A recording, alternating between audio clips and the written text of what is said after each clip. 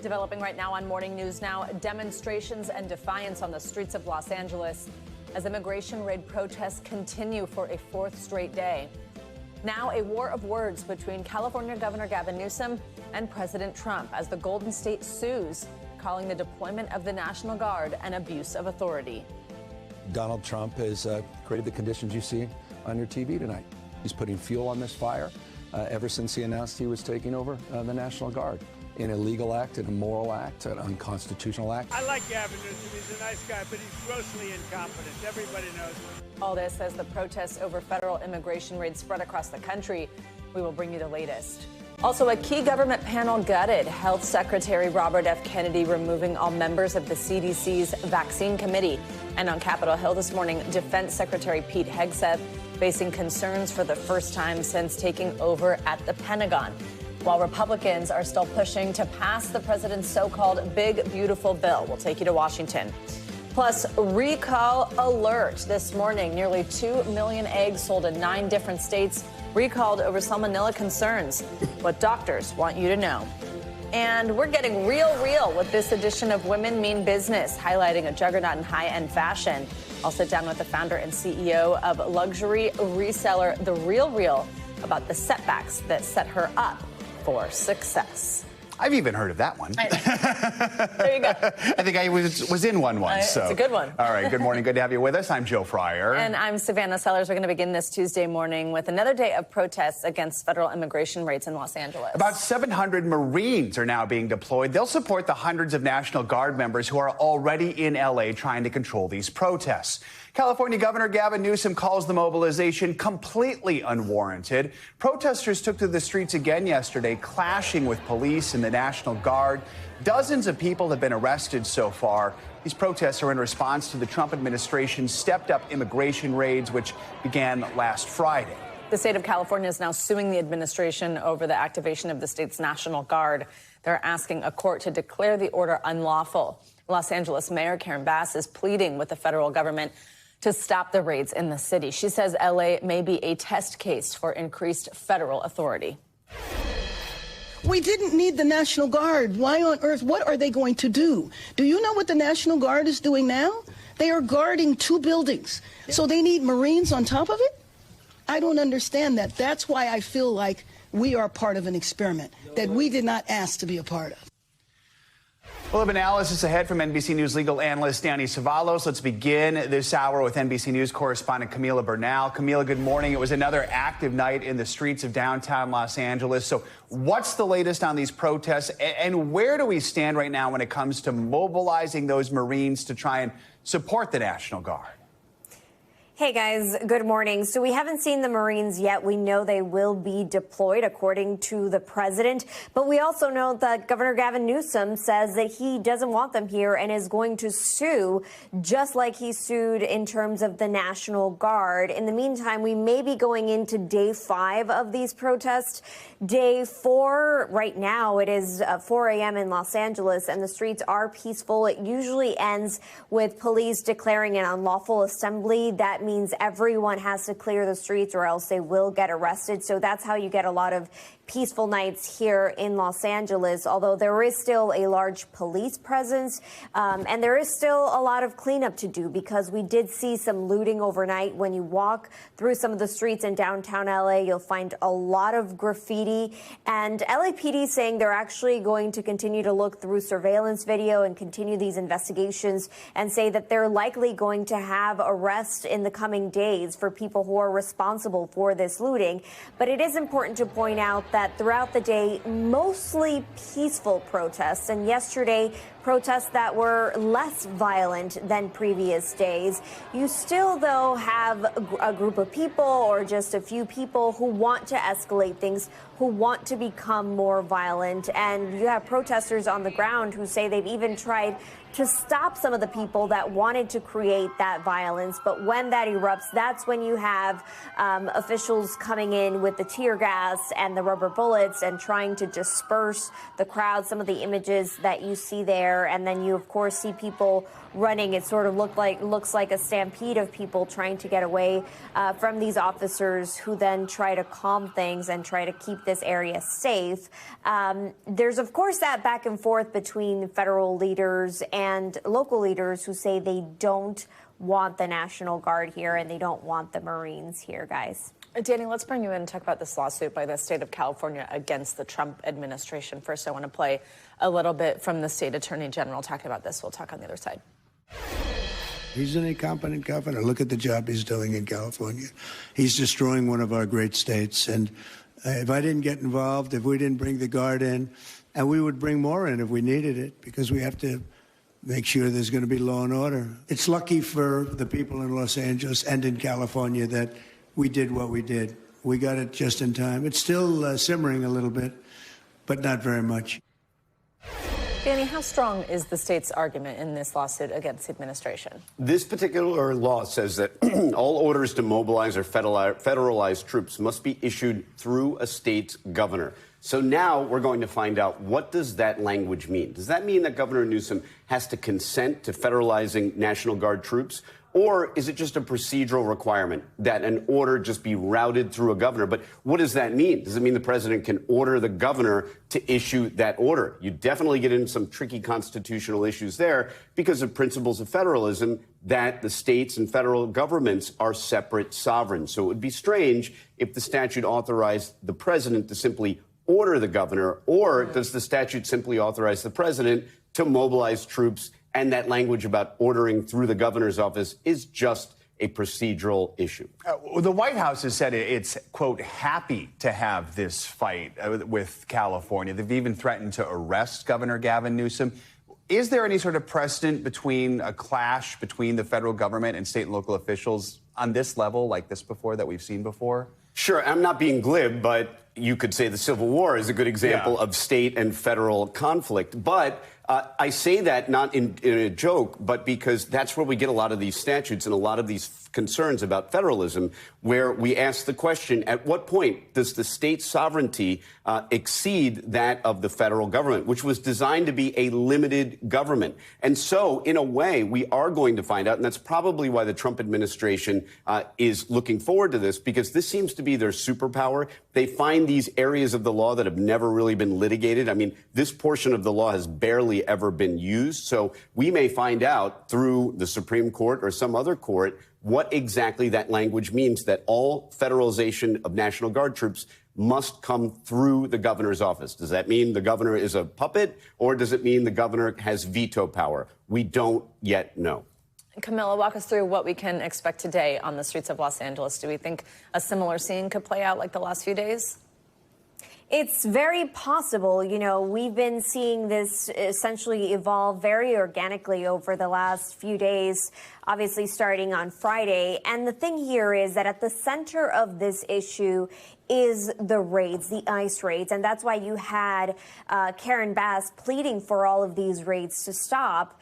But the federal government saying that's not necessarily going to happen. And so you have a lot of people who are very upset about their loved ones being detained by immigration authorities in places like a Home Depot, or just in the place where they work, or just going to an immigration appointment. So if you continue to see these raids, you are going to likely see reaction from the people of Los Angeles. This is a largely minority area with a lot of Latinos and Hispanics and a lot of undocumented people. So this is really in the fabric of Los Angeles.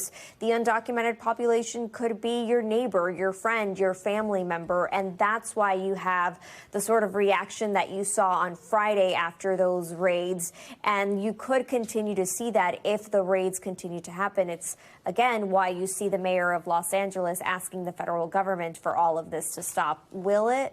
It's probably not going to stop. Okay, Camila and Danny, thank you both for kicking us off this hour. We appreciate it. Well, reaction to President Trump's crackdown on protests in Los Angeles is split along party lines. California Democrats are pushing back with, as we've been discussing, Governor Gavin Newsom arguing Trump is trying to, quote, manufacture a crisis. But on Capitol Hill, Republicans are standing by the president's actions. Speaking to reporters yesterday, Speaker Mike Johnson defended the president's decision to deploy Marines to California, implying that state and local authorities could not handle the situation on their own. When he said that Marines might be dispatched to Los Angeles, I think that's an important message that's being sent, and hopefully it has the deterrent effect. But he's federalized the National Guard. I think that's an appropriate step. They are bringing an end to that chaos. I believe we have to maintain the rule of law. And if the state and local leaders are unable or unwilling to do so, it is the job of the federal government to step in. NBC News senior national political reporter Sahil Kapoor joins us with more on this. Sahil, good morning. Tell us, how are other members of the president's party responding on the Hill?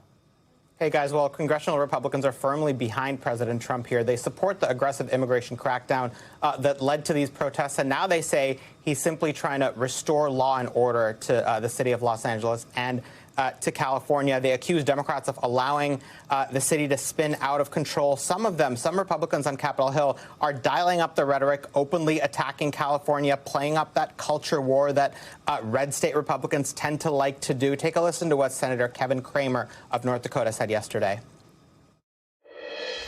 There's no question about places like California have thumbed their noses at the American people and decided they want to be sanctuary for criminals. And the president has a responsibility to the United States, and he has a federal nexus with regard to immigration policy, and he's exercising it. And I think he's exercising exactly what he said he'd do and what the people elected him to do. So. And promptly, you've got California Governor Gavin Newsom responding to some of his Republican critics. Take a look at this tweet responding to Speaker Mike Johnson, argues that this isn't ultimately about crime. He notes that red states, including Louisiana, have higher crime rates than California. And if this was really the logic, then the administration would be deploying the Guard to states like Louisiana, which, of course, isn't happening, guys. Yeah, so Sahil, we've heard from Governor Newsom. We've heard from L.A. Mayor Karen Bass. How about Democratic lawmakers on the Hill? How are they responding? Do they seem to have a cohesive message here beyond calling for peace? Yeah, there are a couple of things that Democrats are saying. They say, for starters, they support the peaceful protest, but they don't support the violence, that they condemn that. They argue that Republicans are being the party of lawlessness and disorder here. They say Trump is trying to deliberately inflame the situation. Some of them also say he doesn't have credibility on the issue of law and order, given that he, of course, pardoned violent attackers on January 6th who violently attacked police officers. Take a look at this statement by former Speaker Nancy Pelosi, of course, representing California, says, quote, the Trump administration's escalation and provocation inflames tensions and incites violence. She goes on to say all Americans must be able to exercise their constitutional right to lawfully and peacefully protest, and goes on to say we must shine a bright light on the unlawful tactics of the Trump administration so that freedom of speech prevails, unquote. That, I think, sums up the Democratic message, or at least the emerging one about as well as anything I've seen.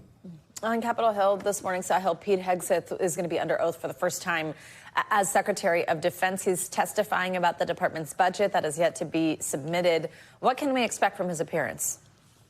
A few things. This hearing kicks off in a little over 2 hours. It's a House Appropriations Subcommittee, so the nominal topic here is the budget that President Trump submitted to Congress, totaling about $1 trillion for the Pentagon between the appropriations process and that separate reconciliation bill that gives a huge infusion of cash. The Republican chair will be Ken Calvert. The Democratic ranking member will be Betty McCollum, because remember, it's a subcommittee. Hegseth is testifying alongside the chairman of the Joint Chiefs and his special assistant. Now, these hearings nominally, again, about the budget, but they tend to be an everything bagel sort of hearing about all the things that are in the news, all the criticisms and the grievances. We should expect things like Signalgate to come up. We should expect some of the chaos at the Pentagon and the hiring decisions to come up as well, as and in addition to, of course, the deployment of Marines to Los Angeles, which is a huge topic right now, guys.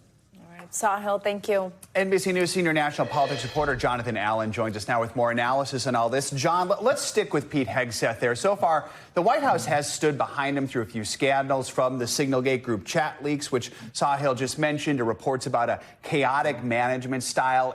Is there a sense these hearings this week could be make or break for Hegseth? It's interesting, Joe. I think certainly there's the possibility that Pete Hegseth could break himself in these hearings. I'm not sure he could make himself. He's already been confirmed as Secretary of Defense. this is the first time these lawmakers are going to be able to question him about a variety of scandals and actions by the Trump administration. He basically has a pretty low bar to get through a congressional hearing. Most cabinet secretaries are able to do that. But I do think that there's some peril for him here.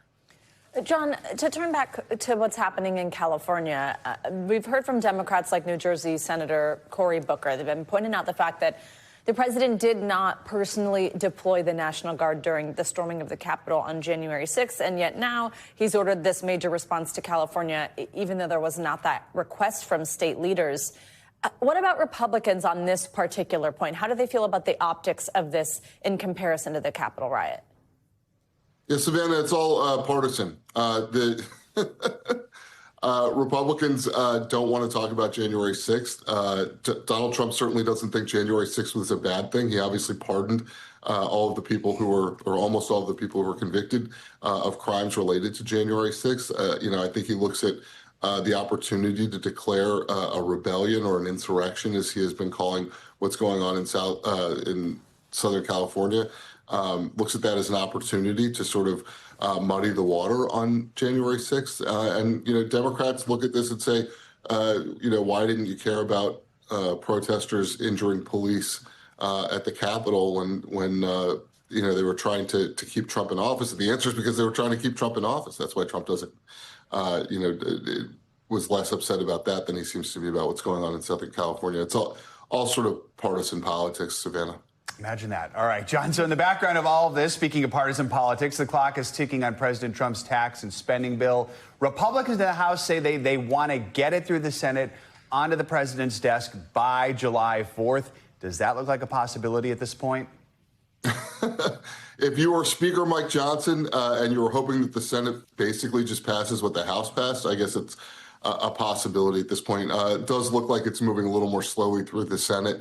They obviously haven't voted on it yet. There are still senators who are, who are upset about the level of debt and various other issues. So we will see whether they make that July 4th deadline. Of course, congressional leaders always put forward deadlines that are a little optimistic, because if they don't put deadlines in place, the House and Senate members will never get anything done. All right, John, always good to have you with us. Thank you so much. Well, on Monday, Health Secretary Robert F. Kennedy Jr. removed all 17 members of a key CDC committee that makes recommendations about vaccines. In a Wall Street Journal op-ed, Kennedy said the scientific panel of independent experts was, quote, plagued with persistent conflicts of interest and had become little more than a rubber stamp for any vaccine. He announced plans to replace them with members who won't have ties to the vaccine industry, saying a clean sweep is needed to reestablish public confidence in vaccine science. Members of the panel are required to disclose conflicts of interest and recuse themselves from voting on vaccines when conflicts do exist. NBC News spoke with an infectious disease expert and current member of the CDC who wished to remain anonymous. They called Kennedy's dismantling of the committee deeply insulting and described the move as, quote, a special form of gaslighting. Here in New York, more emotional testimony in the federal sex trafficking and racketeering trial of Sean Diddy Combs. His former girlfriend took the stand, saying that he repeatedly sexually and physically abused her. Her testimony coming as Combs' legal team again called for a mistrial. NBC News entertainment correspondent Chloe Malas was inside the courtroom and has the latest. Jane back on the stand for a third day of tearful testimony. The woman who once dated Combs testifying under a pseudonym to protect her identity. She described terrifying physical violence, testifying that Combs broke down doors and choked her, even lifting her up by her neck, but also saying she did not report the abuse to authorities. Jane crying today as well, as she testified to being forced to have sex with male escorts in drug-fueled encounters she referred to as hotel nights. Jane read several text exchanges between herself and Combs, in which she told him she did not want to participate. One reading, "I don't want to be used and locked in a room to perform and fulfill your fantasies." Jane telling prosecutor Maureen Comey that she felt forced because Combs was paying the rent for her LA home, and he threatened to stop if she refused to have sex with the escorts. Jane's testimony marks really one of the most legally transformative moments in the trial, because she bridges the gap really between the narrative and the statute. her account maps directly into the elements of sex trafficking. In the courtroom, Combs's mother and one of his sons sat behind him. At one point, a rather subdued Combs turned around and appeared to mouth, "I love you, Mommy." Combs continues to deny the allegations against him. Jane's testimony later turning to Cassie Ventura's explosive civil lawsuit, in which she sued Combs for physical abuse and sex trafficking, accusing him of making her participate in similar drug-fueled sex parties, which Ventura called freak-offs. That suit was settled with Combs admitting no wrongdoing. Jane testifying that when she first read Ventura's suit in November 2023, she almost fainted. "In fact, I think I did," she said. "I couldn't sleep. It felt like a nightmare. I can't believe I'm reading my own story." The first back in court since Combs's legal team filed a motion for a mistrial. In a letter to the judge, his team writing that the prosecution, quote, has presented testimony that it knew or should have known was materially false, claiming Brianna Bongolan's testimony last week in which she said Combs dangled her over a 17-story balcony could not have happened because Combs was in New York at several public events near the time of the alleged incident. Not every misstatement by a witness amounts to a mistrial. The defense must prove, if they really want that mistrial, that the government knew that the statement was false and that the government failed to act. And most importantly, that falsehood was so prejudicial that it deprives Diddy of a fair trial. The judge stating that he would make a decision once prosecutors had a chance to file a response. Our thanks to Chloe Malas for that report. Jane is expected to be on the stand through the end of the week and could be the last key witness for the government before the defense gets to make its case. A man has been charged in a shooting on the crowded Las Vegas Strip that left 2 people dead. And we do want to warn you, the video you're about to see is disturbing. Police say 41-year-old Manuel Ruiz turned himself in Monday. He is accused of opening fire outside the Bellagio Hotel Sunday night, killing 2 people and causing a crowd to stampede to safety in what authorities called an isolated incident. Investigators believe the shooting may have stemmed from a dispute on social media. The victims' identities have not yet been released. Let's get you weather now. A cold front is bringing more rain to the northeast this morning. Meteorologist Michelle Grossman has a look at that and more in your Morning News Now forecast. Michelle, good morning.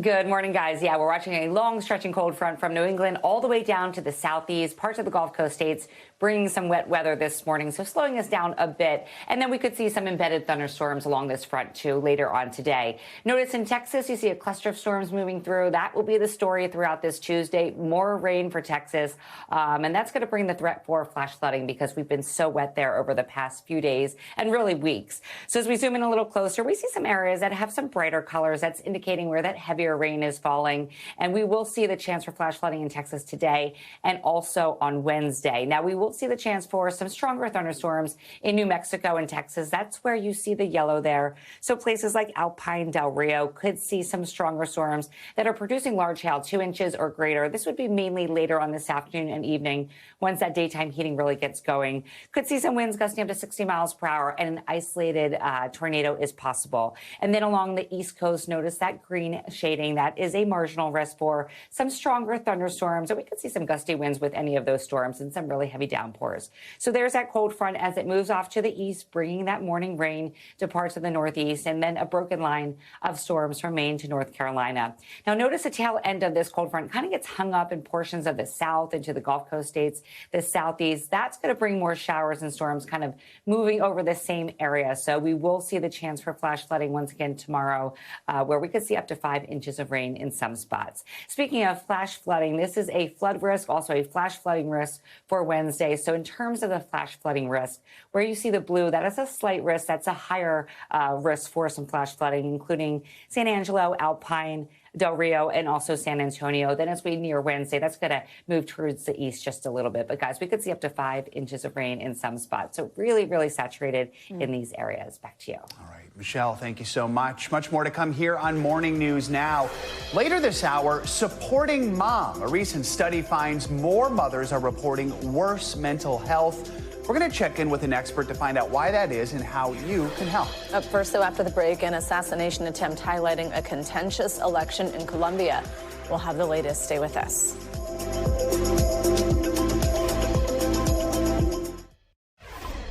We're back with the latest in Ukraine, where Russian army officials say they carried out more than 300 airstrikes overnight, with Ukraine's capital city, Kyiv, as the main target of the attacks. This comes one day after Russia launched the most attacks against Ukraine since the war began. NBC News chief foreign correspondent Richard Engel has the latest. Russia is attacking Ukraine on a level not seen before. This morning, Russia's main targets were Ukraine's cities, civilians in Kyiv, sending families down into the subway stations. Russia firing on residential buildings and a maternity hospital in Odessa. President Zelensky said Russia fired 315 drones and 7 missiles overnight after yesterday launching nearly 500 drones and 20 missiles, the highest number of attacks since the war began. But Ukraine says it shot down nearly all of them. As the U.S. continues to publicly push for peace, the attacks appear to be part of Russian President Vladimir Putin's response to Ukraine's surprise drone attack earlier this month, deep inside Russia, that, according to an NBC News analysis, destroyed at least 10 Russian strategic bombers. Ukrainians seem to be feeling a bit more confident these days. Yes, there have been many Russian attacks, but the fact that the Ukrainians have been able to stop almost all of them while also inflicting heavy damage on the Russian side is lifting spirits here. In the southern city of Mykolaiv, you could hardly tell there's a war going on. This is not the impression that most people have of Ukraine. Everyone out, kids out, playing. There were Russian attacks just a few hours ago, yet people are still out and about. I can't wrap my head around it either, says Olga Dubrovna, an oncologist and mother of 2. Can you imagine people get used to this? People are dying, kids are dying, and tomorrow the sun is shining and we keep living, she says. Despite the tensions, Russia and Ukraine still managed to exchange prisoners of war on Monday. Ukrainian POWs returning to their families, all soldiers under 25, captured by Russia. According to a Russian official, Ukraine freed an equal number of Russian troops. Our thanks to Richard Engel for that report. While both Ukraine and Russia are expected to release even more prisoners of war in the coming days. In Colombia, a prominent presidential candidate is in critical condition after he was shot in the head during a campaign stop. This attempt on Miguel Uribe's life was caught on camera, and it is sending shockwaves across the nation. NBC News correspondent Marissa Parra has this report and a warning. Some of the footage you're about to see is graphic. A Colombian presidential candidate is fighting for his life after an assassination attempt in the nation's capital. New video shows the horrifying moment a shooter in the crowd at a campaign event in Bogota pulls out a gun and shoots 39-year-old Senator Miguel Uribe in the head. People heard crying out in anguish they killed him before Uribe was rushed to the hospital.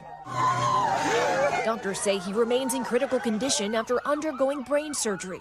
Arizona, Estados Unidos. Authorities arrested a 15-year-old suspect at the scene who, according to the Attorney General's office, was armed with a 9mm pistol that had been legally purchased in Arizona. We have seen an alarming increase in assassination attempts and attacks on political officials, elected officials, over the past 5 or 6 years.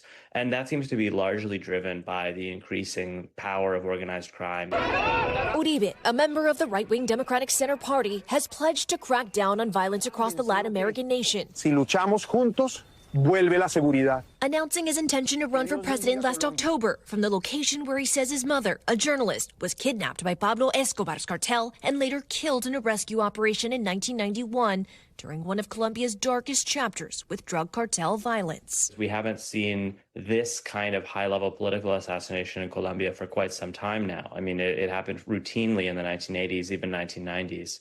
But to see it today is pretty shocking. It's a country experiencing a flashback. Uribe is also the grandson of Julio Cesar Turbay, who served as the president of Colombia from 1978 to 1982. Gustavo Petro quiere utilizar. He's been a vocal critic of leftist President Gustavo Petro, who is term limited and not eligible to run in next May's election.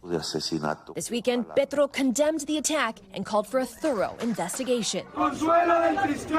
Meanwhile, supporters were seen gathering outside Uribe's hospital, praying for his recovery as a nation still haunted by political violence of the past recovers from the present.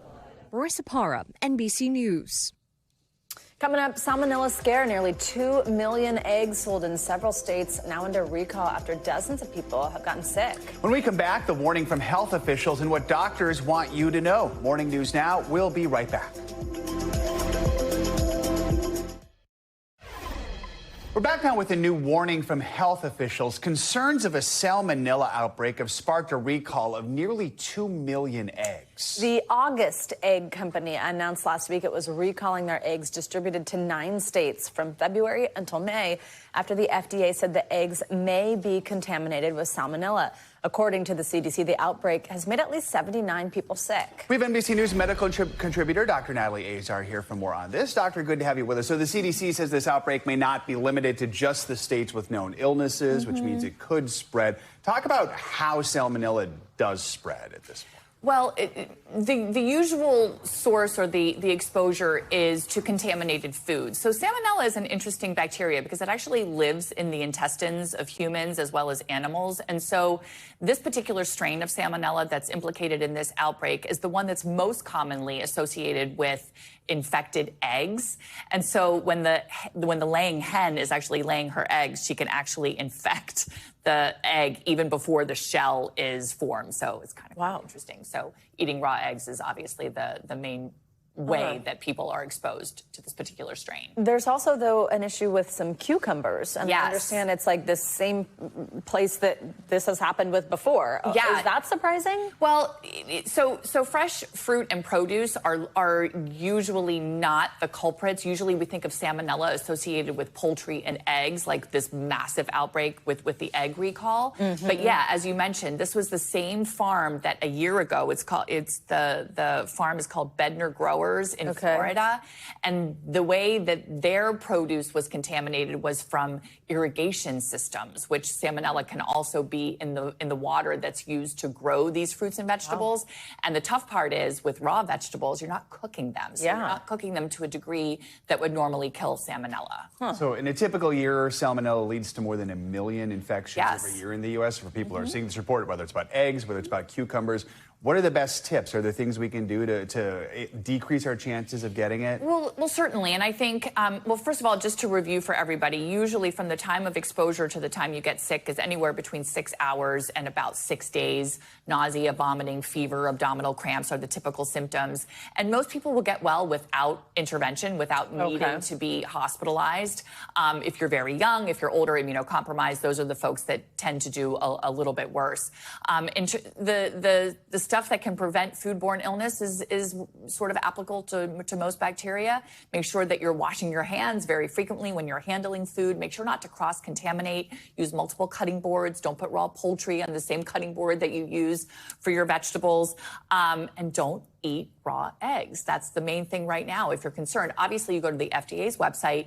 They have exactly what plant. They have exactly what, what the thing is called, the lot number, all of that information and all the different brands that were sold where, and you have to see what you have, get rid of anything that's part of the recall, and whatever you have at home, just make sure that you're not eating your raw eggs. Cook them to the appropriate degree. Always good advice. Yeah, Dr. Azar, generally. Thank you so much. Appreciate it. You're welcome. Well, now it is time for our weekly mental health check-in. This morning, we're taking a look at a concerning new study that shows mothers across the U.S. are reporting a sharp decline in mental well-being. Plus, as ketamine continues to make headlines, we're asking, what should people really know about this drug and its use in mental health treatments? For more, let's bring in our friend psychotherapist, Dr. Robbie Ludwig. Dr. Ludwig, always great to have you with us. So let's start on that study. It found this big drop in mothers who say they are in excellent mental health compared to just a few years ago. Look at those numbers on your screen right now, from 38% down to 26%. The study did not go into reasons for this, but what have you seen in your own patients? What should we be doing to get moms more support? Well, there's certainly a lot of societal pressure that women connect to and internalize. And there's this idea they should be able to do everything easily, effortlessly, in a beautiful way. And that's just simply not the reality.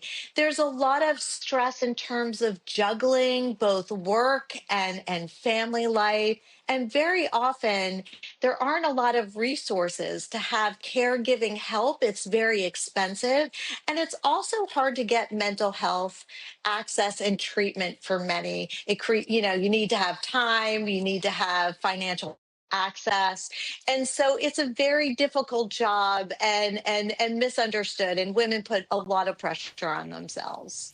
Dr. Rabi, we want to talk about a drug that's been in the news a lot lately. So last year, Elon Musk talked about using ketamine for depression. It's raised questions of whether he used the drug while advising President Trump. We're not going to go into those claims right now. Just big picture generally, what should people know about using this powerful drug for mental health purposes?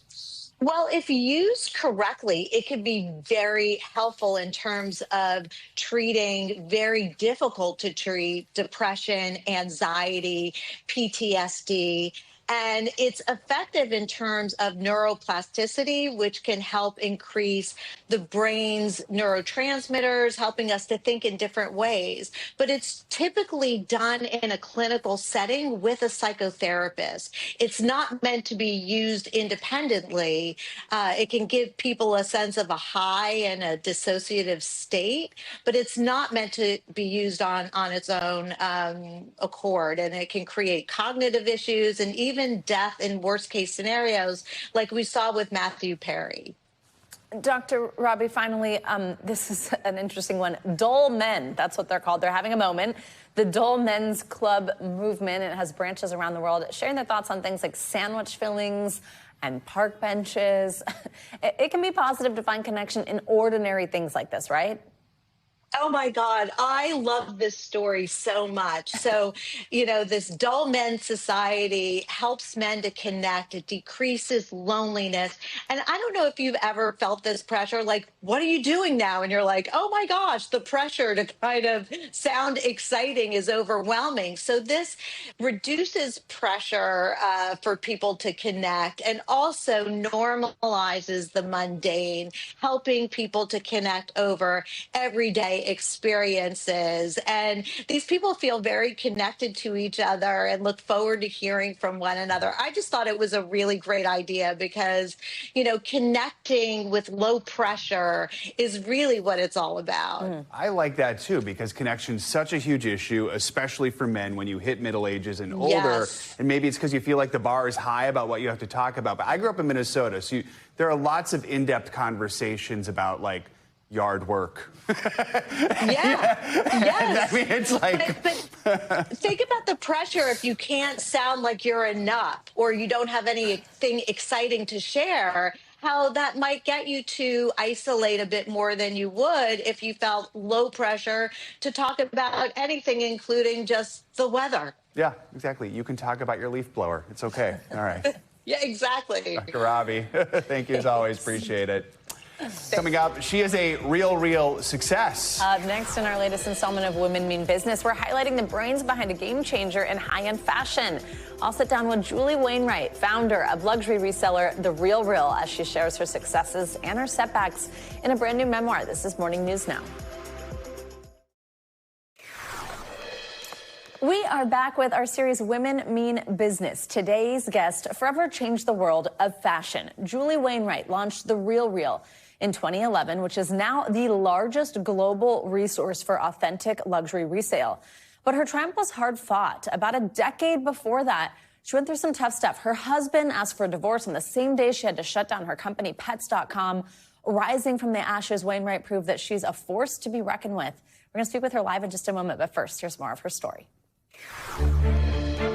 Only 23 American women have taken a company they founded public. Julie Wainwright is one of them, building The Real Real into an online resale powerhouse. Growing up in South Bend, Indiana, her first job was being a child model for fishing equipment, negotiating the rate with the help of her dad. After studying business at Purdue University, she built a career in tech, despite facing discrimination as a woman in the industry. She rose up the ladder, but in 2000 made headlines for the wrong reasons as CEO of Pets.com, the online pet food store which went bankrupt right after the late 90s .com bubble. She bounced back, helping run 3 tech firms before launching The Real Real out of her home in 2011, growing it to become one of the biggest names in the booming market for secondhand luxury goods. Wainwright's hard work and leadership landed her on Inc.'s Female Founders 100 list in 2018 and Forbes' inaugural 50 over 50 list in 2021. No longer the CEO of The RealReal, Wainwright's incredible journey in business is now the subject of a memoir out today. Julie Wainwright is a woman who means business. I'm so excited to have the trailblazer, the author herself in studio with me this morning. Julie, good morning. Good morning. Thank you so much for being here. You just said to me while we were watching that together, you just said, why write it if you're not going to be honest? And it really is a peek behind the curtain in a way where you do not shy away from times that were difficult. Was it difficult to put this all down on paper and share it with everyone? Well, mostly it was a lot of fun because the RealReal, building the RealReal was so much fun.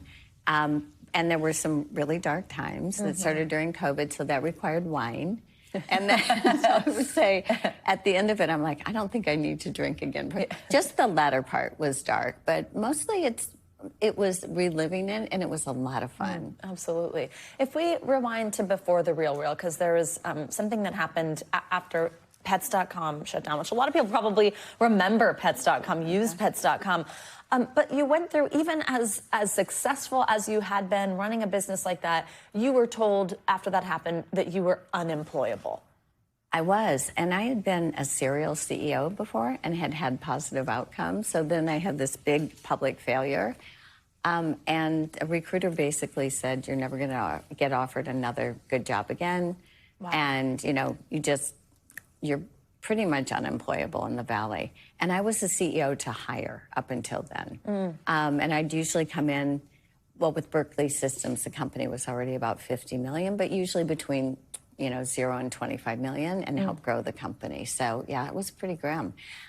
But, when you get that feedback, you can either say, oh, it's not true, or you can say, okay, I'm going to take this as valid. And certainly I wasn't being offered good opportunities. I'm going to take this as valid. What am I going to do about it? And then I had a decision. Either, in my mind, I had two paths: start my own company or leave the state and leave the tech industry. Wow. And you didn't leave. I didn't leave. Because you go on to found The RealReal. Tell me about first, just how'd you come up with the idea?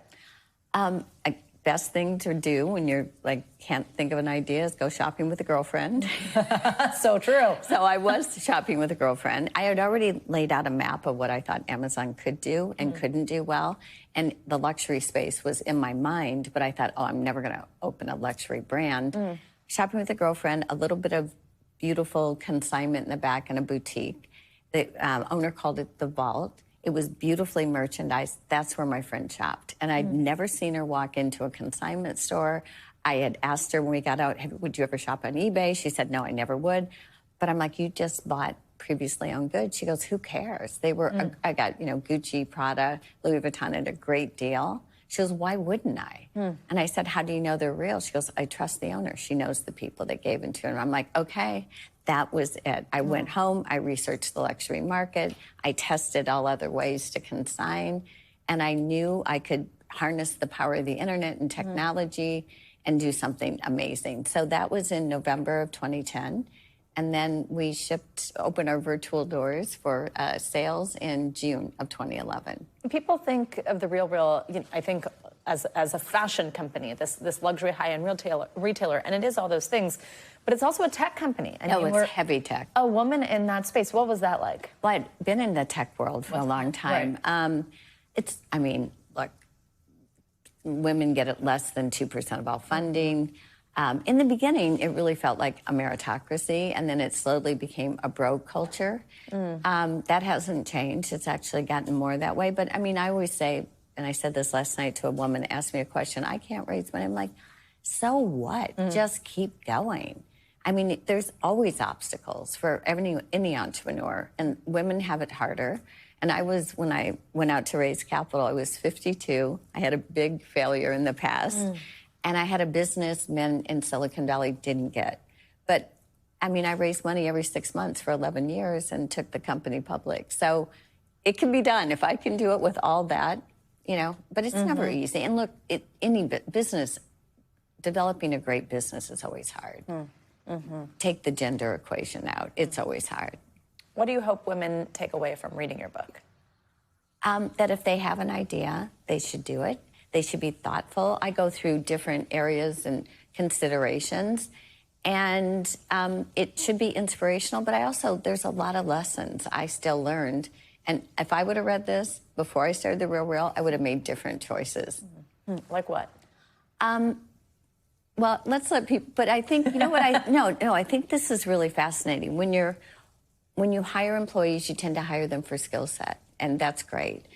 But the other layer, which is really critical, is values. And I would say the same thing applies. When I had a board, my venture capital board was really great. The next phase of the company, I was recommending people for the board, and I didn't do a value check. And I would say there was a disconnect in values and how we operate versus the people that were new on the board. All my original investors have gotten off the board to sell their stock, and huge disconnect. And it didn't, from my perspective, it certainly didn't serve me. I'm not. I think it made it harder for the company to move forward. We only have like 30 seconds left, but we'd love to ask in this segment your advice for maybe a young woman who's listening who has an idea and doesn't even know where to start. Oh, well, I mean, first of all, if you're in fashion, there's fashion tech groups. There's LinkedIn to look at other people that are doing something similar. There are mentor groups all around. So I would say get started with people that are doing something. Reach out to people. I talk to entrepreneurs every week. Just reach out to people. And there's a lot of people that want to help. I think the only thing is, it's still up to you to do it. You got to do it. You got to do it. Put the work in. Julie Wainwright, thank you so much. Wonderful to meet you, and congrats on the book, out today. Yes, out today. Thank you for coming by. Great to have you. Thank you so much. All right, let's keep the business theme going here and get the latest financial headlines this morning. Mark Zuckerberg is assembling a new team to head AI research at Meta. CNBC's Silvana Henao has that and some other money news this morning. Silvana, good morning. Hey, Joe, good morning. That is right. Meta CEO Mark Zuckerberg is personally hiring a team of experts to create a new super intelligence AI team. So Bloomberg reports candidates have met with Zuckerberg in recent weeks at his homes in Silicon Valley and Lake Tahoe, and he aims to hire about 50 people. Now, the move is being driven partly by Zuckerberg's frustration over the response to Meta's latest large language model to power chatbots. Meanwhile, Disney will pay nearly $440 million to buy NBC Universal's remaining stake in Hulu. Disney acquired most of the streaming service in 2019 when it took over Fox's entertainment assets. That set in motion a process for Disney and NBC parent company Comcast to determine the fair value for Hulu. Disney CEO Bob Iger says securing the rest of Hulu clears the way for integration with Disney Plus and ESPN's upcoming direct-to-consumer offering. And Uber is teaming up with startup Wave to test self-driving vehicles in London. So the companies chose London because of its different road layouts and traffic laws compared to the U.S., where most testing has been done so far. Uber gave up plans to develop its own robo-taxis years ago when it sold its self-driving business to a Silicon Valley rival. And it signed a deal with Waymo for customers in Atlanta and Austin to hail the company's robo-taxis through the Uber app, Joe. All right, Silvana, thank you so much. You got it. Coming up, a different kind of runaway wearing stripes. Check it out. You're about to see a zebra. Yes, a zebra being airlifted after a wild week-long pursuit. We're going to introduce you to Zeke, or Ed, depending on who you ask, whose escapades have gone viral. Don't run away or fly away. We're watching Morning News now.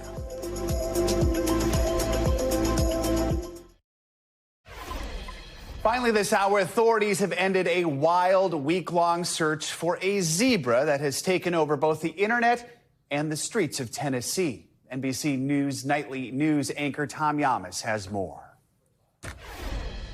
As these images took off on television and social media of a zebra on the loose in Tennessee. There's a tag on him, too. Taylor Ford, who recently purchased a zebra, had one thought.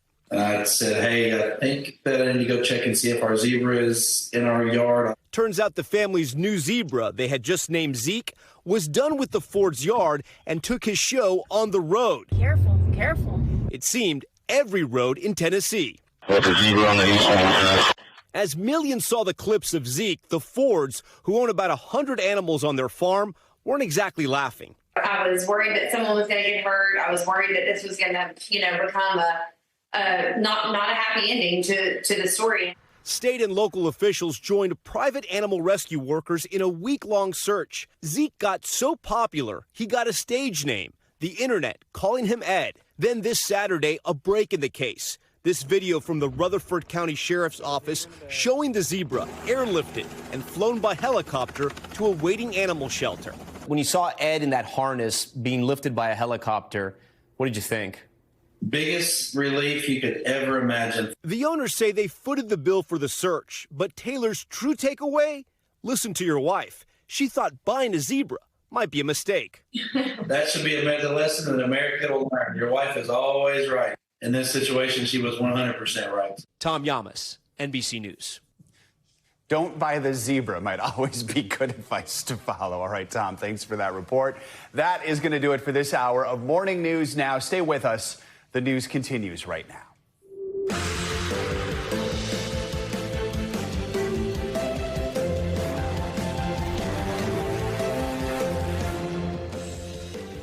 Morning, I'm Joe Fryer. Savannah will join us a little later in the hour. Right now on Morning News Now, chaos and controversy in L.A. Today, hundreds of U.S. Marines are heading to one of the nation's largest cities to crack down on those contentious immigration protests.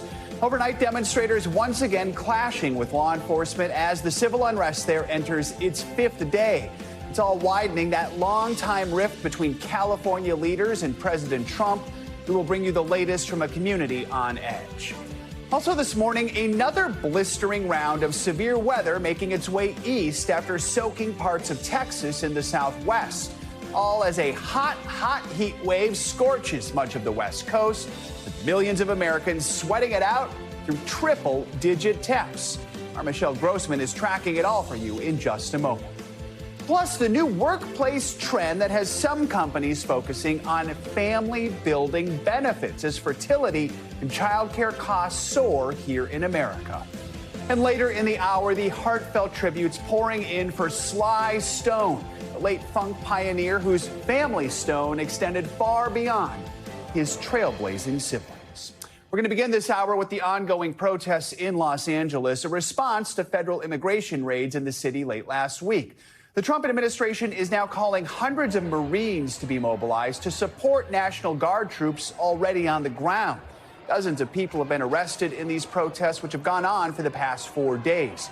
In response, the state of California is suing the Trump administration over this activation of the state's National Guard. They're asking a court to declare that order unlawful. NBC News correspondent Liz Kreutz has the latest from Los Angeles. Well, hey, Savannah. Hey, Joe. Good morning to you. We are now learning that 700 Marines specializing in de-escalation and crowd control are being mobilized here, along with 2,000 additional National Guards troops. In fact, some of those troops are here patrolling this federal building right now. A building like many others here in downtown is now covered in anti-ICE graffiti and vandalism. We did see more clashes with police overnight. A citywide tactical alert is now in effect as the unrest enters the fifth day.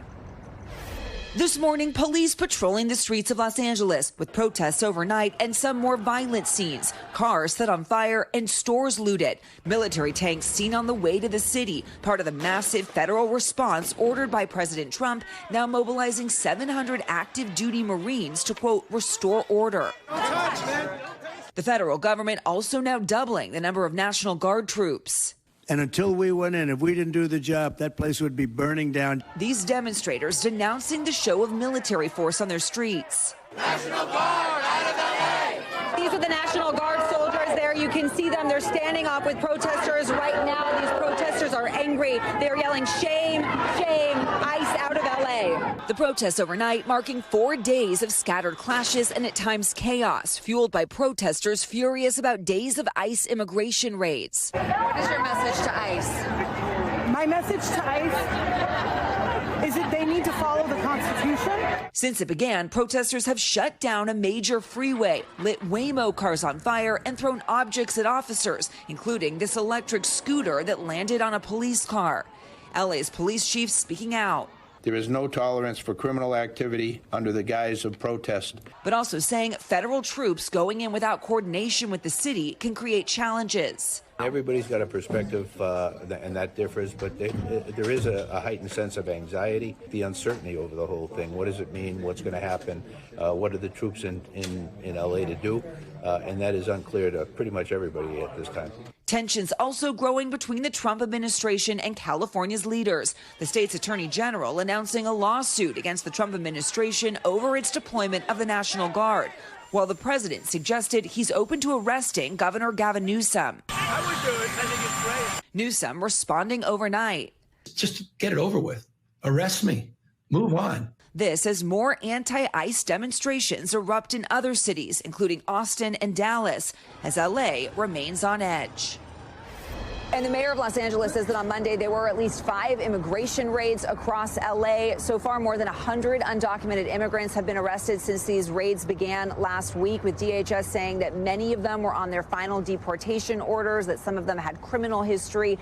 The mayor is blaming the Trump administration for the unrest here, saying that prior to the start of those raids on Friday, the city was peaceful. Joe and Savannah. All right, Liz, thank you so much. For more on this, we're joined now by NBC News contributor Jonathan Alter. Jonathan, always good to have you with us. Let's start with this National Guard response on the streets of L.A. and now the Marines coming. How big of a step up is it to call them into a situation like this playing out right now?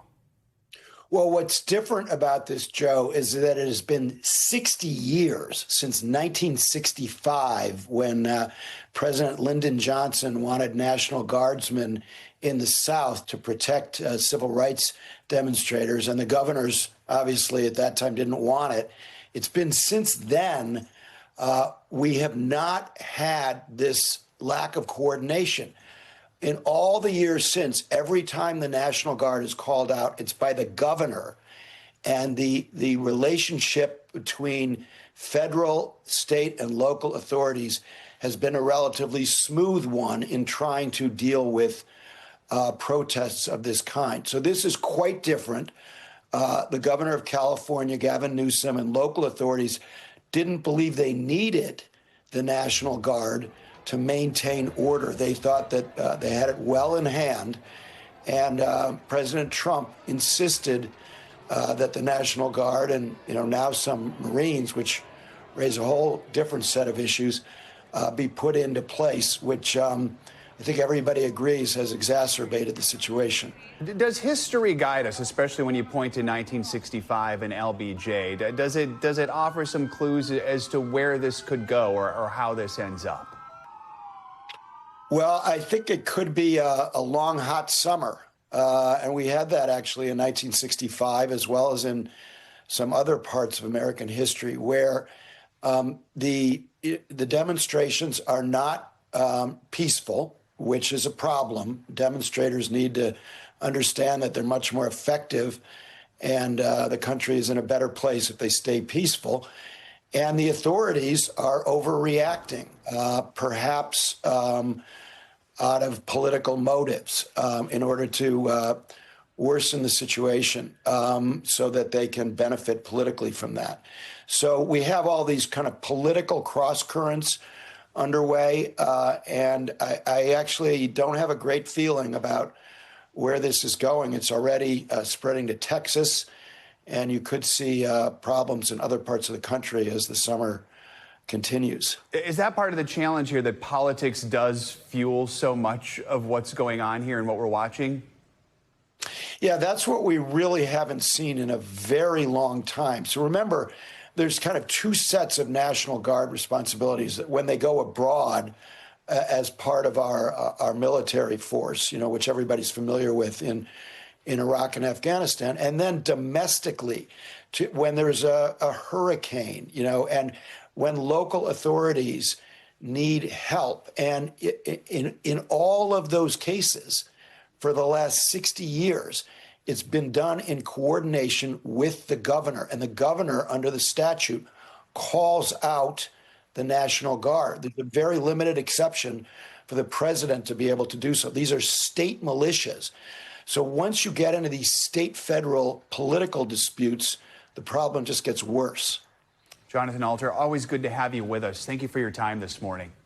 Thanks, Joe. Now, in Washington, party leaders are reacting to the president's crackdown on the protests in Los Angeles. House Speaker Mike Johnson defended the decision to deploy Marines to California yesterday. Well, Democrats have been pointing out the differences between the president's response to these protests and his response to the 2021 Capitol riots. Because I believe we have to maintain the rule of law. And if the state and local leaders are unable or unwilling to do so, it is the job of the federal government to step in. Donald Trump and the extreme MAGA Republicans are intentionally trying to inflame. They should be ashamed of themselves. And these people have zero credibility on the other side of the aisle when it comes to issues of law and order. NBC News senior White House correspondent Garrett Haake joins us now. Garrett, good to have you with us. So Republican lawmakers, we heard a little bit from the speaker there, but how do they feel about the optics of this, especially given these comparisons with January 6th? Yeah, Joe, look, by and large, Republicans, and especially here at the White House, are eager to have this fight. They believe that immigration enforcement, first of all, is an issue that they all ran on, and restoring law and order is an issue that resonates with their voters across the country. They dismissed the January 6th comparison entirely, and I leave it to our viewers to make their own conclusions there. But most, Trump voting Republicans are so far past January 6th, they see it as a distraction and a non-issue. And so I think what you have here are two political parties who are talking to two wholly separate groups of voters who are seeing separate images of the same thing. It's almost like a political Rorschach test, if you will. But by and large, Republicans are in lockstep with the president on his response to what's been going on in California. And depending on where you're getting your news might depend on how all of this is being framed. Garrett, I want to talk about another big headline yesterday. Health Secretary Robert F. Kennedy Jr.'s latest move to reshape federal vaccine policy. He announced in an op-ed yesterday he's removing all 17 members of that advisory committee that makes recommendations about vaccines. What else are we learning about this? Yeah, Joe, this move was simultaneously stunning and not terribly surprising. The composition of this committee, which has sort of rolling appointments, meant that everyone on it was appointed at some point or another during the Biden administration. Kennedy said he was getting rid of all of these people. He accused them, without citing any evidence, of being essentially captured by industry and having conflicts of interest that makes them not good watchdogs on vaccine safety. Well, professional public health officials from kind of across the public health sphere have condemned this move. They are deeply concerned that Kennedy will appoint anti-vax or vaccine skeptic people to fill these roles. Remember, it wasn't all that long ago, just last month, that Kennedy changed the recommendations around who could get a COVID vaccine. This panel exists to discuss and debate and to clarify decisions like that. They were supposed to meet later this month. No idea if that meeting will take place, since there are currently no members seated on this advisory board that's usually about 17 people. Garrett, while all this is going on, the Republicans' own deadline to get the president's so-called big, beautiful bill, that tax and spending bill, to the president's desk is fast approaching. Is the president so confident that can be passed and signed into law by July 4th? Well, look, this president only knows how to project confidence. I can't tell you what's going on in his private thoughts, Joe, but this is a complicated bill, and there's still a lot of work to be done. There are still several Senate committees who have to create their own products here, their own sections of the bill. It still has to go through several procedural hurdles in that body before it has to go back to the House and pass again, where it only passed by one vote. Yesterday, the president suggested that if it takes a little bit more time to get this done, he'd be okay with that. August is probably the real deadline, somewhere in there when the debt ceiling has to be raised. But as we've talked about many times before, Congress really only gets their work done when they have a deadline, and a moving deadline is not one at all. So it could be a long, hot summer for Congress too, Joe. All right, Garrett Haake, thank you so much. Now to a major win for Blake Lively and Ryan Reynolds in their high-profile legal clash with Justin Baldoni. A judge has thrown out Baldoni's multi-million-dollar countersuit against the couple, along with Baldoni's separate case against the New York Times. NBC News entertainment correspondent Chloe Malas joins us with the latest on this. Chloe, good morning. Hey, Joe, good morning. It was a decisive victory for the A-list actors on Monday in their ongoing litigation against Justin Baldoni. And now Lively and her team are vowing to continue their fight. A stunning twist in a months-long legal showdown that has sent shockwaves through Hollywood. I don't know what you're talking about. Anyone but him. A judge dismissing Justin Baldoni's $400 million countersuit against his former It Ends With Us co-star Blake Lively and her husband, actor Ryan Reynolds, in a case that has fans taking sides. Yeah, I'm not shocked his defamation suit, was dropped or dismissed, I should say. Now, honestly, she won the battle. She didn't win the war.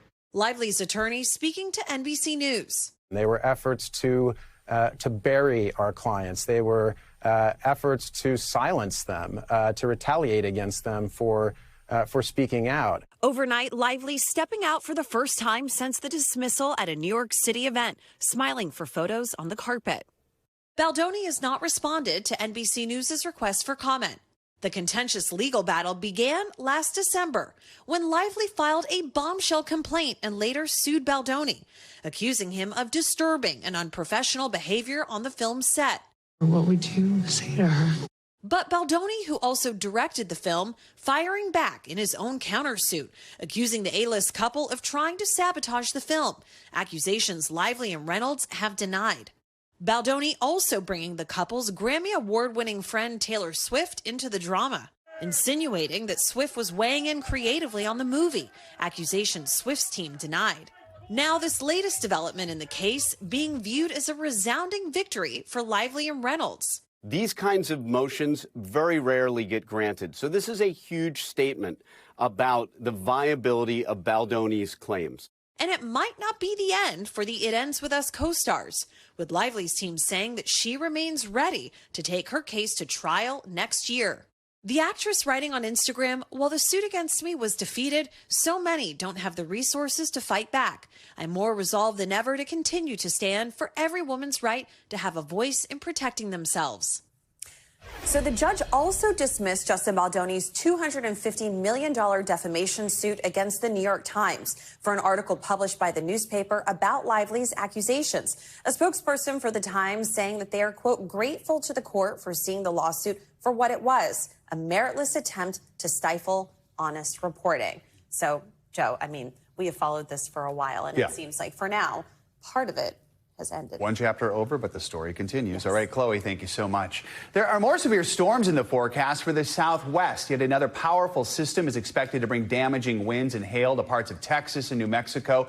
And other parts of the country are cleaning up after wild weather swept through. NBC News correspondent Priya Sridhar joins us now with the latest on this. Priya, good morning. Good morning, Joe. 52 million Americans were in the path of the most recent set of storms as they moved their way east. Long stretches of days where folks had to endure powerful winds and pounding rain. Wild weather fueling storms across the country, impacting more than 50 million Americans. Whipping winds from the East Coast where a possible tornado leveled a home and damaged others in New York. To the west, including Bonham, Texas. We went in right here. Where families sheltered anywhere they could as sirens blared and trees fell. It was scary. It was scary. But everything's going to be okay. It could have been worse. Days of severe weather in the region, leaving buildings without roofs and many areas without power. The city of Canyon in the Texas Panhandle, which was pummeled by 3-inch hail, is now under a disaster declaration. Meantime, up and down the East Coast, more of the same soggy spring. Jersey Shore boardwalks desperately trying to dry out. While Atlanta's 7 inches of rain in May was double its monthly average. It's been raining, but then it's sunny and then it's raining. It's just the worst. About it all day. Yeah. It sucks. It almost feels like it's never going to end. But the West Coast has been sweating out record heat, with triple digits in Washington, Oregon, and Nevada. Parts of New Mexico blazing at 101 degrees Monday, fueling this massive dust devil near Santa Teresa. And according to the nation's Storm Prediction Center, they've received severe weather reports every single day since April 13th, which isn't entirely unusual for this time of the year, but it's certainly not enjoyable for the millions of Americans who are having to live through it. Joe? Definitely not. All right, Priya, thank you so much. Let's bring in meteorologist Michelle Grossman with more on the severe weather. Michelle, good morning. Good morning, Joe. And unfortunately, we're going to see more of the same today, especially in New Mexico, also in Texas, looking at the possibility for severe storms. And that could include hail, damaging winds, and an isolated tornado or two. Along the East Coast, notice that long stretching cold front. That's going to bring us showers. We're seeing that right now. Also, some embedded thunderstorms, especially from the mid-Atlantic to the Carolinas down to the Gulf Coast states in the southeast. So the storm trend does continue. And yes, we are looking at more record highs in the west. Temperatures soaring to the 90s, to the 100s in some spots. We're going to break records once again. We saw that yesterday and Sunday as well. So satellite radar showing us that we are tracking those showers along the East Coast. You notice some of those brighter colors. That's where heavier downpours are happening. Same story in parts of Texas, and that's going to be the bullseye for where we're going to see those showers and storms in parts of New Mexico and also in Texas. Again, we could see all the typical scenarios where we're looking at the chance for hail and those damaging winds and a tornado or two. So the threat for tornadoes isn't quite as high, but it's not zero, and we can't rule out the chance of one or two as we go throughout, especially the afternoon and evening hours. There's that cold front as it moves off to the east. It's going to keep bringing those showers, also bringing those embedded thunderstorms. It's going to be a broken line, scattered, isolated throughout parts of Maine, from Maine into North Carolina. Then we're going to see that cold front kind of get hung up in parts of the South and the Gulf Coast states tomorrow. That's going to bring more heavy rain to Texas, especially central Texas, and that will bring us a chance for flash flooding. This is what the flash flood risk looks like for today. San Angelo, Del Rio, San Antonio could see flash flooding in addition to river flooding. Tomorrow, we're going to move that a little bit further to the east. Now we're talking Dallas, Waco, Houston, San Antonio. And Joe, we could see up to 5 additional inches of rain in some of these spots. Back to you. We're back now with breaking news out of Austria. Authorities say 10 people are dead. Several others are injured after a man opened fire at a school in the city of Graz in the southern part of the country. For more, let's bring in NBC News international correspondent Molly Hunter, who has the latest. Molly, good morning. Just what can you tell us about the shooting and the city where it happened? Joe, what we know officially is that there's a major police operation still underway in Graz. As you mentioned, it's in the south of the country, about 2.5 hours south of the capital of Vienna. We do know, however, from police that the situation is now safe. Students were safely evacuated. But as you see on the screen, a technical team, really heavy presence this morning when gunshots were heard at a high school. And all we know from police, this is directly to NBC News, Joe, we've confirmed that 9 people were killed and the alleged perpetrator is also dead. Now, Austrian media is reporting that about 30 people were injured and are currently at the hospital. But again, police say that as of now, everyone is safe. Are we learning anything about the shooter at all? Do authorities think that this person acted alone? Yeah, Joe, at the moment they are operating under the assumption that this was a lone shooter, that the alleged perpetrator acted alone. But of course, we are waiting for more information from authorities, and we'll certainly update you when we learn more. Molly, something like this is incredibly rare in a country like Austria. What are government officials there saying about it? It's incredibly rare. And Austria does have, I would say, slightly more lenient gun laws than other parts of Europe. But we do have a statement from the chancellor, and I'm just going to read a part of it. He put on X this morning, "A school is a place of trust, security, and of hope. The fact that this safe place was so brutally shaken leaves us stunned." He then thanks emergency services and those investigating, Joe. And he says today is mainly about compassion and about being there for one another in this difficult time. Humanity is our strongest force, Joe. We will keep you posted on this breaking news if we learn anything more. All right. Molly Hunter reporting from London on this breaking news out of Austria. Thank you so much. We are learning new details this morning about a federal arrest involving a Chinese researcher at the University of Michigan. According to a court case filed yesterday, the scholar allegedly smuggled biological materials into the U.S. NBC News correspondent Stephanie Gosk is here with the details. Hey, Steph, good morning. Hey, guys, good morning. This latest incident, yet another sign of the tensions between the U.S. and China. Authorities arresting a woman who says she was pursuing research at the University of Michigan. This morning, the government charging a researcher from Wuhan, China, for allegedly smuggling biological materials into the U.S. Authorities questioning and arresting Chung Xuan Han at the airport in Detroit this weekend. The Chinese national and doctoral student was planning to study at the University of Michigan. Investigators say she lied to federal agents and smuggled organisms in petri dishes into the country. It's the third time in less than 2 weeks that a Chinese national with ties to the University of Michigan has been charged with federal crimes. Last week, a couple, both 34 years old, accused of smuggling a fungus through the Detroit airport, which they said was for their work at a lab at the school. They're seeking your detention based on the fact that you present a serious risk of flight. Do you understand all that? Senators at the time sounding the alarm. If we got into our food supply chain, this fungus, this pathogen, would directly affect and destroy our crops. And can you imagine the Chinese with some kind of a plot to undermine the United States by going after our food supply? In the most recent case, federal officials alleging that Han, the researcher, sometimes hid the material she shipped related to roundworm and requiring a permit in the pages of books. According to the criminal complaint, Han also admitting to authorities that she deleted the contents of her electronic device prior to coming to the United States to, quote, start fresh while she was here in the U.S. In a warning, the FBI says they will not tolerate activity like this in the U.S., especially when it could harm the American people. As for the couple who was arrested last week, they've yet to enter any plea in court, guys. All right, Stephanie, thank you so much. You're welcome. Coming up, the big work perk that's catching the eyes of more than a few millennials. When Morning News Now returns, why some companies are pushing benefits that actually focus on family over other flashy office space bonuses. That's next. Stay with us. We are back now with a look at a growing trend in the workplace. Businesses are prioritizing family building benefits, things like fertility treatments and childcare, as they try to hire and keep top talent. With those items high on the list for millennials, some companies see it as a good investment. When it comes to work perks, it's no longer just about vacation time. The focus is on family. A recent survey found there's increasing interest in fertility and family benefits, with nearly 70% of employees saying they've taken, considered, or might take a new job to get them, up 26% in 2 years. And companies are paying attention. 2 in 3 plan to increase family building benefits in the next 3 years, a 44% jump. I got a new job!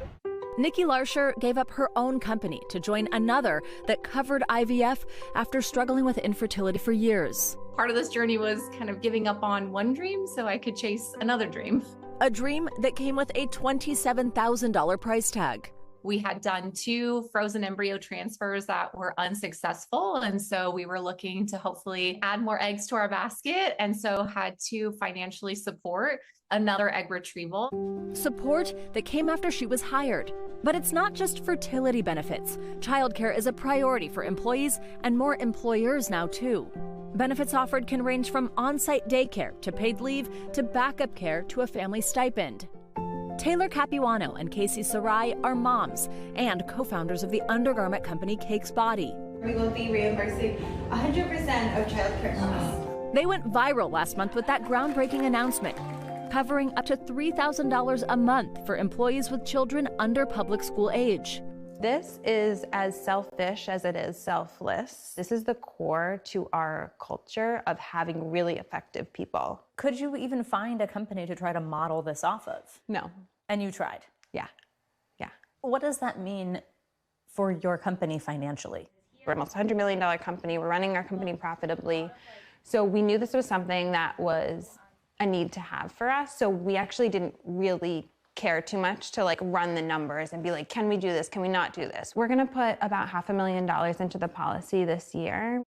Mom of 2, Anna Krollman, says the new program is life-changing. It will mean a lot less anxiety, a lot less stress about finances, a lot more ability to make decisions that are best for our family and not have to worry about whether the basic need of childcare is met. Do you think this makes you a better employee? 100%. I never want to leave. Nikki has stayed with her employer too. Oh my God. Even after she got the news she'd been dreaming of. Her miracle baby, Chance, ended up being conceived naturally and arrived 1 year ago. She says she wouldn't change a thing about her journey. What does it mean to you that employers are starting to recognize fertility and childcare as important benefits? Yeah, that means a lot to me. You're going through all the fertility treatments and there's a financial burden there. And then you have your baby and there's a financial burden. And I think that companies at this point should be looking at the entire human being and how are we supporting the humans in our workforces.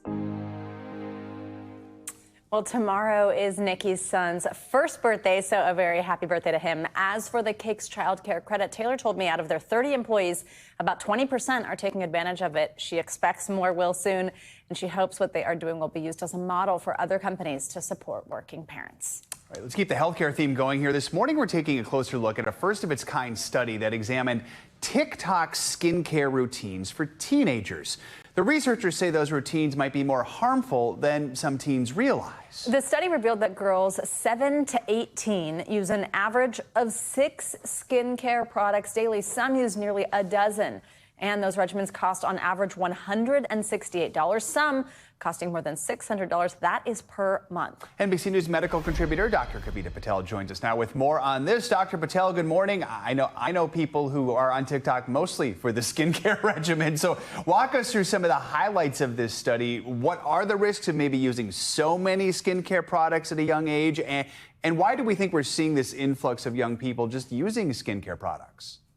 Yeah, Joe and Savannah, I think you're right. Many people are getting their skin recommendations, including over-the-counter skin products, which is what the study found, and especially a disturbingly young age. Young girls and adolescents in particular were a targeted demographic.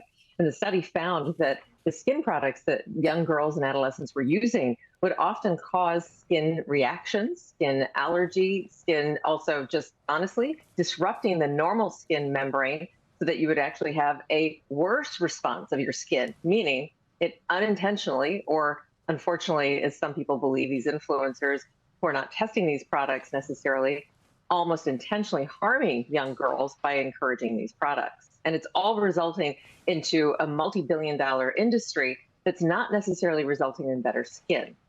If young girls or teens want to use skincare products, or if a parent is maybe dealing with their child telling them, everybody's doing it, I want to do something, what could be just like a very safe, basic, age-appropriate routine rather than this whole 12-step regimen? Right.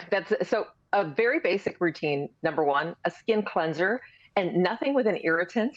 I tell people, including adults, by the way, if you squeeze it out into your palms and it's kind of gritty, that could actually disrupt that normal skin membrane barrier. You actually want something that is kind of light and greaseless and doesn't have a grit to it. You can use that as a skin cleanser. And then number two, and I can't stress this enough, it does not matter what color your skin, it does not matter how cloudy it is, something with UV protection, something to protect. It's not sometimes sexy to bring out the sunscreen, but often I can tell parents that you can find products that are marketed with good sunscreen, nothing else, that actually can appeal to teens and young girls. Bright colors, packaging, look for that.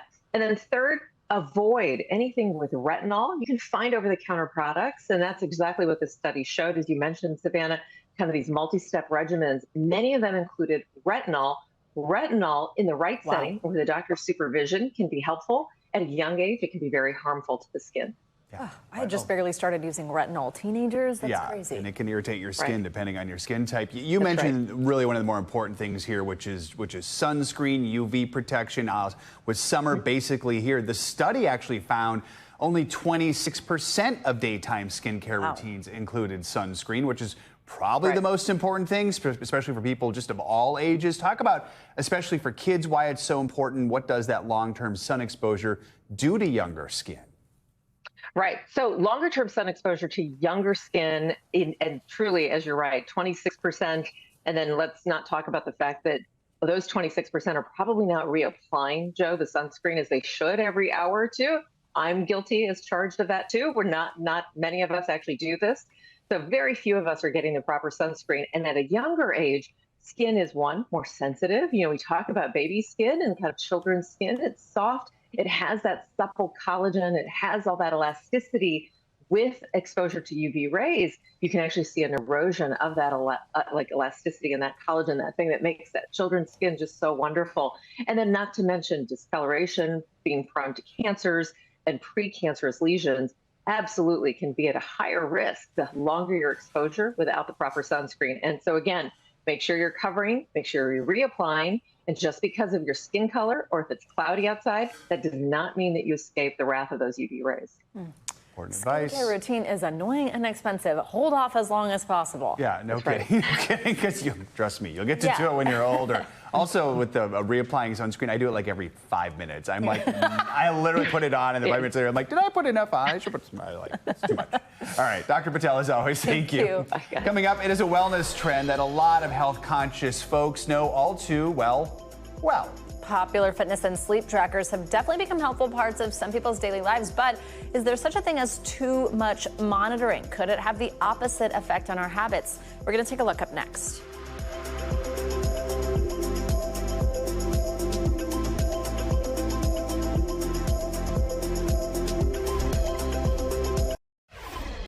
We're back with an in-depth look at a very popular wellness trend, fitness and health trackers. These devices can monitor everything from your daily steps to the hours that you sleep. But is it possible to track a little bit too much? NBC News correspondent Jesse Kirsch takes a look for us. Hey, Jesse, good morning. Hey guys, good morning. Yeah, so whether you're going on a run to start the day or just showing up for work, more and more you might see people wearing something like this. It might even feel like a game for some people trying to reach certain goals throughout the day. But how much information about yourself is too much information? We asked a doctor to find out. Whether you're obsessing over sleep or constantly chasing 10,000 steps a day. Dad, what is wrong with her? I challenged her to get to 100,000 steps in a week. That's so easy. Without shopping. I get the challenge. More people are tracking more information about their bodies. Do you ever go to the gym without that on? To be honest, never. I feel naked without it. Wearable devices like the Oura Ring, Fitbit, and Apple Watch offer a dizzying deluge of information. Vitals shows you a summary of all your health metrics and scores. Or you can dig deeper if that's your thing. The Blue Ring tracks how frequently you stand or roll. Some products telling you not just how many hours you slept, but the quality, body signals, and even how much REM sleep you get. Whether you're just curious or trying to live a healthier lifestyle, these devices beg a question first posed by the New York Times. Is all of this self-monitoring making us paranoid? I think that it has more of a negative impact on your mental health. When 22-year-old Sarah Hill saw a high heart rate reading from her Oura Ring, she rushed out and bought a blood pressure monitor. So you ultimately go to the doctor, and your doctor told you this is doing more harm than good. Yeah, I'll still wear it sometimes, but I've kind of gotten to a point where I'm really good about like, okay, if I feel like it's starting to make me anxious and stress me out, I take it off. The doctor we spoke with says it's still not clear how helpful all this data really is. It's really important that these things are tested with respect to health outcomes before we just start recommending them. But if somebody asks me, I want one of these devices just to monitor on my own, I don't think it's a bad idea. Industry demand is growing. In less than 10 years, one report predicts the wearable technology market will be worth more than $160 billion. What would you say to someone who thinks maybe we're all just like focused too much on that stuff? I think it's like personal. Like if you can't control it, then it's not for you. By the way, did that interview without wearing any kind of tracking device, Savannah. We've reached out to Fitbit, Oura, and Apple. Only Oura has replied so far, saying in part, quote, "We take a thoughtful, compassionate approach to health tracking," adding, "We believe knowledge can be empowering, not overwhelming, when it's delivered with care." But again, the biggest takeaway from the doctor we spoke with, you should not be relying on these devices to manage your health without talking to your healthcare provider first. And that doctor also telling us that he thinks there needs to be more research done before we can know the true potential benefits of devices like this one right here, Savannah. Yeah, I'm in the camp of it's too much information. No, thank you. Jesse, thanks very much. Let's get to some money news this morning. It looks like a pretty big facelift is coming for your favorite Apple products. We've got CNBC's Silvana Hanau with that and other Wall Street headlines for us. Hey, Silvana, good morning.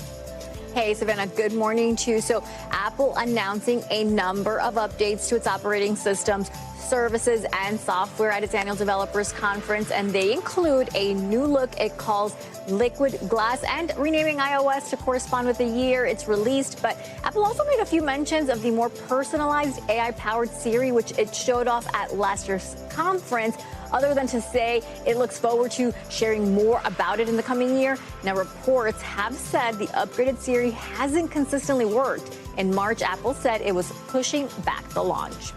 Samsung is teasing a much thinner foldable phone. Now, rumors have long had it the company will launch a Galaxy Z Fold device that will just be fractionally thicker than the world's thinnest foldable. It's the Oppo Find N5, which is 4.2 millimeters when open. Now, Samsung putting out a photo saying this year's Fold is the thinnest, lightest, and most advanced foldable yet, and it's expected to launch in July with the new Galaxy Z Flip 7. And United Natural Foods, that's a major supplier to Whole Foods and other retailers, revealing a cyber attack disrupted its operations. Now, the company took certain parts of its systems offline in recent days. A Whole Foods spokesperson telling Reuters the company is working to restock shelves as quickly as possible. United Natural says the attack temporarily affected its ability to fulfill and distribute customer orders. All right, Silvana, thank you so much. You got it. Now to our series, Flipping the Script, featuring people on screen, on stage, and behind the scenes, shining a spotlight on diversity. Enter Zahra Amir, who won Best Actress at the Cannes Film Festival in 2023, and Academy Award-winning director Guy Nativ. They are the co-directors of the new film out in theaters this Friday called Tatami, the first feature film in history to be co-directed by an Iranian and Israeli filmmaker. Nativ is also a co-writer on the film, and Amir is one of the film's stars. Now, Tatami tells the story of a young judo wrestler from Iran who is pressured by her government to fake an injury to throw a match against a competitor from Israel. Well, this specific match didn't take place. They say the story is inspired by real events. And both Guy and Zahra are joining us on set this morning. Thank you, both of you, for being here. We appreciate it. Guy, by the way, is the first two-time visitor on Flipping the Script. We spoke with you a few years ago for your film Golda. It's good to have you back with this project, which I know is so important to you. You've been working on Tatami for a long time. What inspired you to make this movie? Well, in 2019, there was an incident in the Tokyo Judo Championship. Said Mulai, the Iranian judoka, and Sagi Muki, the Israeli one, they were good friends, behind the scenes. And Said Mulai was forced to abort mission and to injure himself and not to compete versus the Israeli. And he said, no, I'm going to go for the gold. And that sparked the script that we wrote, and it became when Mahsa Amini murdered in Iran, in Tehran. It sparked a whole movement of female athletes and female rage, and we decided to dedicate this film into the female version of this story. Zahra, what inspired you to then join this project and be part of it? You know, when I heard about the story and I read the script, it was obvious that we have to tell this. You know, it's one of those untold stories that we never can tell it in Iran. And I was so happy to, I knew Guy from his work, but then, it started with a casting audition for this character. And then we discussed a lot and we worked on this character, Mariam, the coach.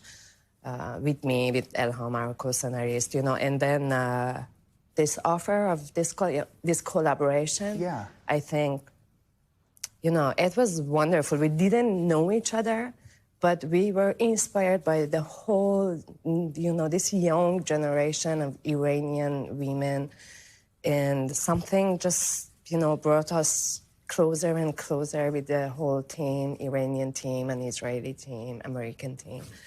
Yeah, wonderful collaboration. It grew into this beautiful collaboration. Guy, talk about the significance of having an Israeli and an Iranian director, something we've never seen before. Well, I think that, that we saw No Other Land that won an Oscar a year ago. It was a beautiful collaboration between Palestinian and Israeli filmmakers. And I think that we are focusing on healing instead of hating, instead of boycotting each other. We're just trying to make art that says something about the world. So instead of renting online, we're just going to making movies and making art as a tool of resistance. And I think that this collaboration can spike more collaboration from that kind, and hopefully to bring more topics like that to the world. Art can be healing. What is the message you hope people take away from this film? I think already this collaboration has a message. Strong message. Just to be open to know each other, to open to friendship, to peace, as Guy said. And you know, the whole story is kind of between two generations, and sometimes I think this totalitarian regime, this is their technique to, you know, to put people against each other, this generation against the other generation, the second generation, and the next generation. And this is the message of this movie, just hand in hand, we can change things a little bit, the world, maybe. Yeah, Zara, people may not realize you were exiled from Iran many years ago, and you're still making movies about Iran, despite the fact that you can't actually be there. What's the message you hope that sends? What do you hope to get across to people? You know, I always got this exile life as a chance, as a gift. And I'm so happy, and I think I wouldn't be the same person that I am, the same artist that I am today. And everywhere can be my home, and I'm not attached to anywhere, you know, and it's a great feeling. Maybe this can inspire other exiled people. But you know, this film also symbolizes that governments are starting to be very extreme in every country. It's not about only Iran. We can see it in Israel, the judicial system, and how the government is starting to control a lot of stuff. And in the world itself, the world became much more extreme right now. So this movie is not only about Iran. Guy and Zar, thank you so much for taking the time to share this with us and to share your work with the world. Thank you so many much. people are going to be checking out the movie. Tommy is out in theaters this Friday. Well, coming up, we are going to introduce you to an 11-year-old girl with galactic goals. It's your classic lemonade stand, but with one out-of-this-world twist. We'll explain next. Finally this hour, a little girl with big goals is turning lemons into rocket fuel. Well, now the 11-year-old aspiring astronaut from Blue Springs, Missouri, is getting support from her community and reaching for the stars. Reporter Claire Bradshaw from our NBC affiliate in Kansas City has more. $1, and it's buy one, get one free. T-minus 13 days. Have you had any customers yet? Until 11-year-old Esri Henry blasts off to Huntsville, Alabama. You're going to space camp, huh? Yeah. That's awesome. Before liftoff from Blue Springs, she needs to finish up at launch control, her lemonade stand on Gingerbread Lane. We found an astronaut on, I think it's Instagram. My mom commented like that I want to be an astronaut when I grow up, and she said to start at space camp. So a year ago, Esri decided she was going to NASA space camp, whatever it took. I've always really liked the stars. But sometimes shooting for the stars costs money, whether you're traveling by car or rocket ship. I like to give my kids a business mindset of we earn what we get. And I also feel like if she earns it, that she's gonna take it more seriously. And that business mindset paid off.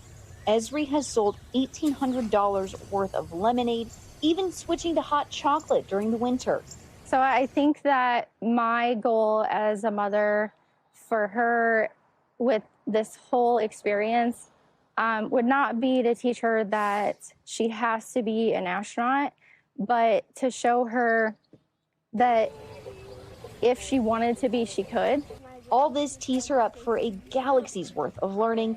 At camp, she'll find out how to train like an astronaut, be in zero gravity, go through space simulations, and more.